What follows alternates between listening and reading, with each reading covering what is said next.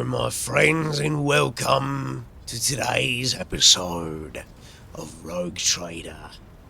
It is a pleasure to be back and to be doing the full story. We're going to do something a little bit different, though, today. I have these characters, and these characters have I, and I would like to get to know more about them. So if I can find the button that sends me... Oh, there we are. They've got biographies. Pass Through the Flames, refusing Theodora's help. Dogmatic 15. So, let's read about each of our companions' backstory, their biography, and then we're going to go and investigate them. For a quick thing too, we'll also cover this. At this moment, Abelard.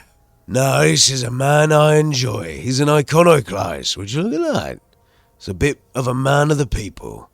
Yes, he is. You like him a lot? I think he is one of the best characters so far. He is interesting. He is clever. And he is not afraid to jump into the fray and swing his weapon around like a boss. Alright. Let's learn a bit more about him. Seneschal Abelard Wassarian is one of the closest associates of the late Theodora von Valancius. He has spent a decade serving the Rogue Traders Protectorate, and he clearly intends to spend another decade keeping a close eye on every negligent servant or undertrained officer. The elderly Seneschal does not show it, but the death of Theodora, whom he faithfully served for many years, shocked him. Abelard is willing to do anything to ensure that Theodora's successor becomes a brilliant rogue trader, worthy of his predecessor. I like him. He's someone we can trust. I would say so. I think he is indeed someone we can trust. Who's next on our list of people to chat with? Well, why don't we go see if we can find Abelard? Hey, look, there he is. There's the man, the myth, the legend himself. Alright. Let's talk to him. Abelard surveys you briskly, but meticulously, as though he's inspecting you for shortcomings. Then he offers a courteous nod. Oh, he's gonna be a hard man to deal with. Let's talk about things that may be useful to me as the rogue trader. A noble aspiration, Lord Captain. I am ready to acquaint you with all the particulars that interest you. Alright, outline the situation at Kronos' expense for me. You're the man that I know could tell me what I need to know. This is a topic for an official briefing. That's alright, we don't need one. But I will try to answer succinctly. I appreciate it. If you permit, in my own words. Very good. The Coronis Expanse is considerably removed from the heart of the Imperium. This means that local warp routes become useless within months. Established pathways are regularly subject to attacks from all kinds of rabble. And in the only major port, the Imperium's frigates find themselves moored alongside pirate vessels. Interesting. Okay. So... that's pretty interesting. Local routes always become useless. That makes things very important to have a good navigator, doesn't it? That's an important bit of information, and being moored alongside pirate vessels, well, that's something we'll just have to deal with, isn't it? Until recently, the Coronis Expanse could hardly have been called a region of the Imperium. The situation has changed with the arrival of the Lord Inquisitor, but not by much. This place operates under its own rules, you see. More radical, so to speak. But ones that allow for a non-standard approach where there is a promise of victory. The Coronis Expanse is considered rogue trader territory for a reason. Only rogue traders have sufficient military might, audacity, and the rights granted them by the warrant to survive the leap into the unexplored part of the Expanse. And in the event of a successful outcome, to hold on to whatever they manage to capture on the frontier. That's true. We'll work hard. Don't you worry, Abelard. We'll get it all done. Who are the main players I need to be aware of in the Kronos Expanse? In the first instance, you should treat official representatives of the Imperium with respect. The Expanse may be on the fringes, but it still numbers among the territories of the Golden Throne.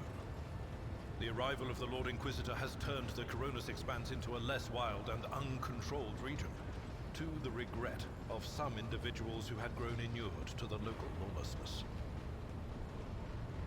I'd rather have some law than no law, I'll tell you that much. Rogue traders such as yourself are also servants of the Imperium. They have been accorded special rights and powers. They wield immense authority within their territory, and they enjoy absolute respect in other parts of the Expanse. The most powerful of them are Caligos Winterscale and Incendia Bastal Chorda. Tread carefully when dealing with either of them. Well, they're the only other two rogue traders, so that must mean that our power has weakened with the loss of Theodora. So we have to re-establish our power. Okay. If we are to speak of unclaimed territory, which is what Footfall is, among the scum that dwells on that handful of asteroids, there are 3 factions that wield considerable influence in the sector. The first is the Kazbala Commission, organized crime in its most primitive form.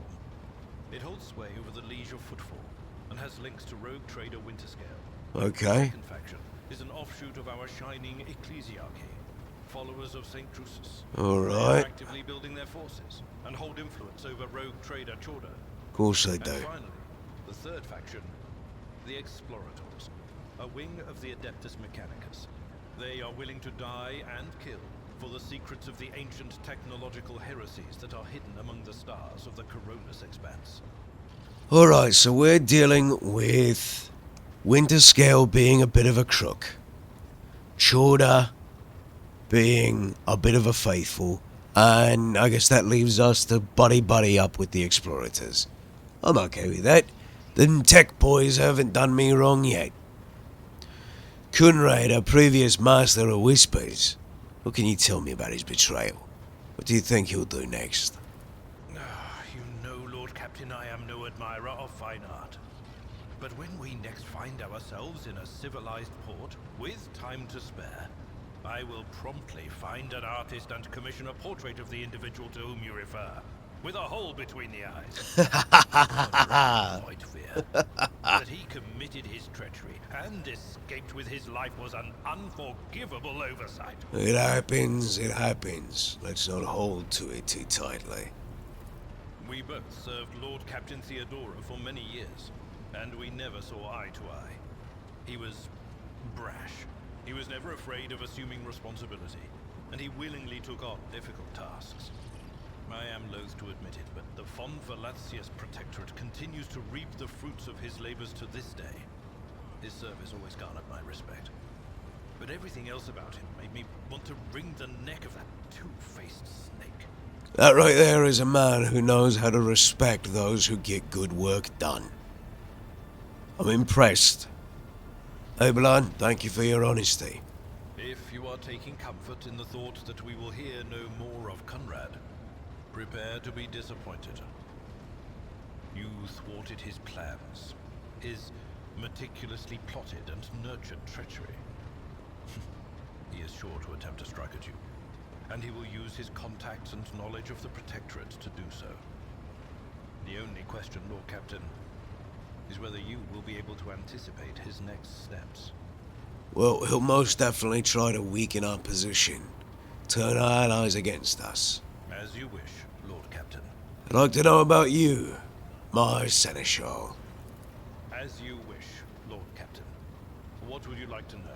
Tell me about yourself. What were you before you became Theodora's Seneschal? I used to be an officer in the Navis Imperialis. No. Used to be is not quite right. It was not simply a job. It was my calling. The essence of my life. I was proud to serve Lord Captain Theodora, but in my heart and mind, I am still an officer of the Imperium. Man, I can respect it. I met Lord Captain Theodora on a mission where the Imperial Navy was providing reinforcements to the rogue traders' army on one of the frontier worlds. Our acquaintance was not easy. Working with people outside the Navy hierarchy has never been my strong suit. It was to my great surprise then, that after the mission's completion, I received a referral to leave my service in the Navy and join the Rogue Trader's personal council.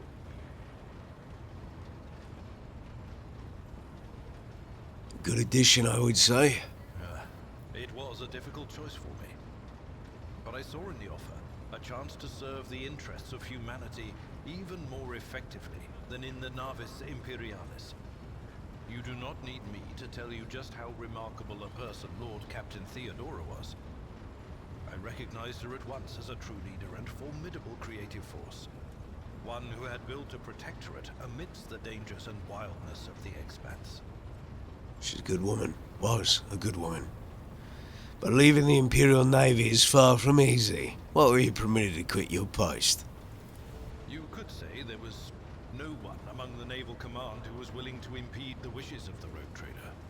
To do so would be to risk their own position and their relationship with Theodora. Well, the Lord Captain possessed certain contacts in the Imperial Navy. Contacts which she used to request help during the conflict on the border world. And which enabled her to make me an offer that resulted in my joining her retinue. Oh, she was clever. She was cocking clever. The Navis Imperialis is an ancient institution with its own mandates and muster lists. On occasion, in the heat of an official briefing, or an informal discussion, I violated those rules, determined to press my point. It is challenging to choose the words to accurately express my opinion on a situation or the actions of others that do not sound overly scathing or confrontational. Many in command were inclined to view my manner of speaking as unbefitting a person of my rank. Sounds like he spoke his mind. Spoke earnestly and honestly. I like it. The way you talk about Theodora, I'm beginning to think you are in love with her. What? Lord Captain, any allegations of improper feelings or unsanctioned relations are utterly baseless and bordering on the insulting. Utterly baseless. I don't think so. I don't think so at all. Do you have family?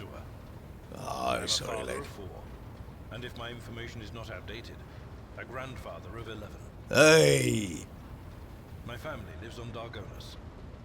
None of my children expressed any eagerness or aptitude for serving aboard ship, and I would hardly have insisted that they follow in my footsteps.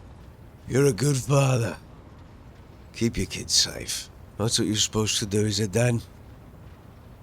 That's what I aim to do every single day. Keep the little ones safe. Of course.